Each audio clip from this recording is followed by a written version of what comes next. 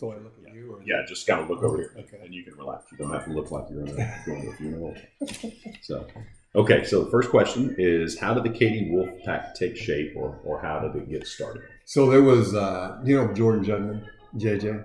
He's Yes. the big kid. Yeah. Okay. So he was going to school in Alief, and then they moved into Katy, and Katy ISD had no special Olympics. Mm-hmm. And so she questioned why and the whereabouts, and how could we get it going here, and do I go into what really happened, or You do whatever you want. okay. So back in the 80s, if it doesn't sound good, I'm gonna okay. put it in. So back in the 80s, they had it. They did away with it. Yeah. I think it was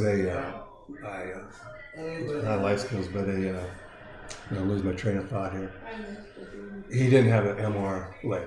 Okay. And so the parents sued the district. Oh, okay. And so the district, what the heck, the lady I'm drawing blanks now. She just retired, the old white-haired lady. Bonnie Holland. Yeah. She said, as long as I'm here, there will never be Special Olympics again. Yeah. So it was a big uphill battle that Jordan's mom had to fight. First of all, they had to find a coach. And I volunteered, because I was with HISD and I helped out with HISD before. And I always wanted to, I just didn't know how to go about doing it. Mm-hmm. So I got a coach. And I don't know what else she had to do, but she had to go through brick walls to get it. And so we finally got it. And I think that pissed her off big time. But anyways, so that's how it started. We started out with 6 athletes. Okay. And we trained with Alief, their coaches, because they had a team going. They had a big organization. It's kind of weird. I'll get back to that later. So they had a big organization. Sure, come on over, we'll help you out, let you know what we all need to do. So our first year was back in '98. It was. We had 6 athletes, track, springtime. Went to state games with them, which at the time was at Rice in Houston. So that's how we started off. And the following year, we started off. And we started out as the Katy Stampede. Hear Our Thunder Roar was our big saying. And so that was in '99. So 2001, my family decided to move back to Nebraska. Yeah. And our parents were very appreciative for what I did and wanted to thank me in a way that was pretty nice. They said, we're going to change the name to the Katy Wolf Pack. And so it was their idea to call it the Wolf Pack. I had nothing to do with it. So, I mean, we had I'll have to get this plaque. The mayor was there and everything, official. This is what we're doing for the Katy Wolf Pack. That's awesome. Yeah, it was pretty cool. So that's how we got started. So we started off with 6 athletes in 1 sport. Now we have over 200 athletes in 8 sports. Man. Yeah. That's a good deal. Yeah. All right. So you kind of answered some of this, but you can elaborate if you want. How have you seen the organization grow over the years, or where do you see it going from here? So we've seen it grow by athletes, and we've seen it grow by sports, different types of sports. So now we've got cheer, which is very unique. I think when we went to state, there was only 4 of the teams that had it in all of Texas. And in our area, it was us and Pasadena that had it. And so now they're getting called on to, hey, we're having this function going on. Can cheerleaders come on out? So they're getting called on to do a lot of different functions in the community. And so where we're seeing it go now, we are supposedly behind the times nationally. So what the big guy comes in, this is what we're going to do. We're going to have this big pot of money, and we're going to distribute it out to all the teams. Well, we got our own money, and we are doing just fine with that money. We hate to see that money disappear. So we're not liking that. What they're big into is unified sports. And unified sports is where you pin your special athletes with what you call partners. Okay, and that's a big thing there. We're kind of for it, but again, their whole idea is to get the partners, integrated, talking with the athletes and collaborating with them. But you don't see that a whole lot. You got the partners hanging out and athletes hanging out. And the athletes need to do their part as well. So some parents really don't like it. Yeah. They kind of like it, that we're kind of with them. But what we do, and that might be a question later on, how the community is involved. Should I go into that? Okay, so what that involves, holy cow.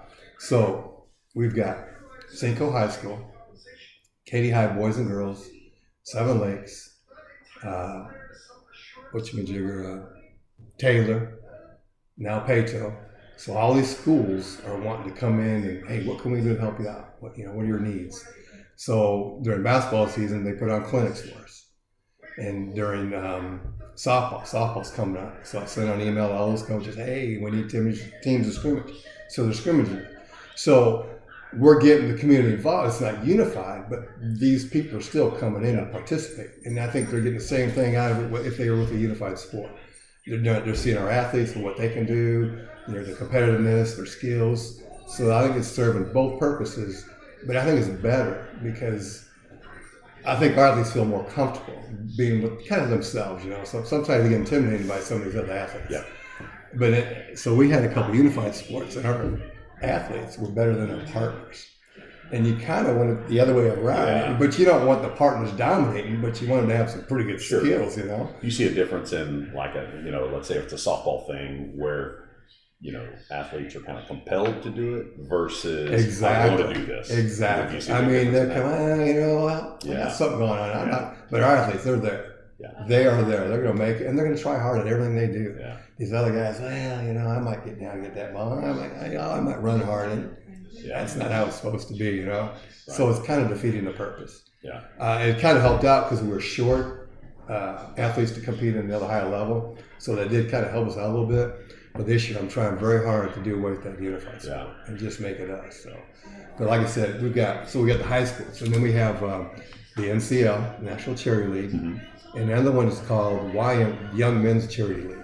I've heard of that. And it's a spinoff of it's another ACL. Yeah, it's a spinoff of that. And these guys are real good. I mean, they're Johnny on the spot. I want something, they're there. Hey, what else can we do? Wow. I really need your help. You're only giving us one game. We can't play more games. And so they're in there. I got church groups coming in. I just got people busting at the seams. Like, it's so much that we're not having time to have our own ourselves. We're having to, which is a good thing to have, That is. So how does the Special Olympics side of this translate into some of the other community stuff that you do, more kind of life skills based, where you're going into restaurants and working about schools and helping out and stuff like that? What we have is fundraisers. So our fundraisers, every year we have what we call Tippecop.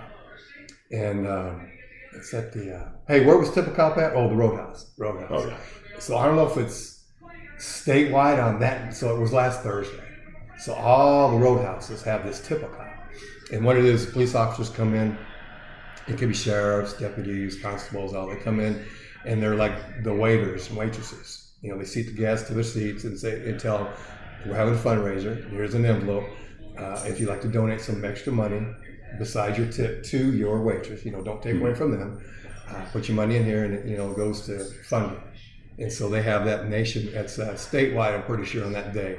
So we go there. The week before that, we were at Cavender's on I-10 there. What the heck we were doing there? We were just hanging out. I really still. Sometimes I wonder, what are we doing here? So we do that, the fundraising, and then, like I said, the cheerleaders were invited to some Energy. It's a women's football. Oh, okay, yeah. So they went and cheered with them. They did that, and real quick here, I think what else I had fundraising clinic. So within Play 60 NFL, we get invited to that. We got invited a couple times to the Texans. The Astros invited to us a couple games or a couple showings at their place. What else did we have there? Was that did that answer?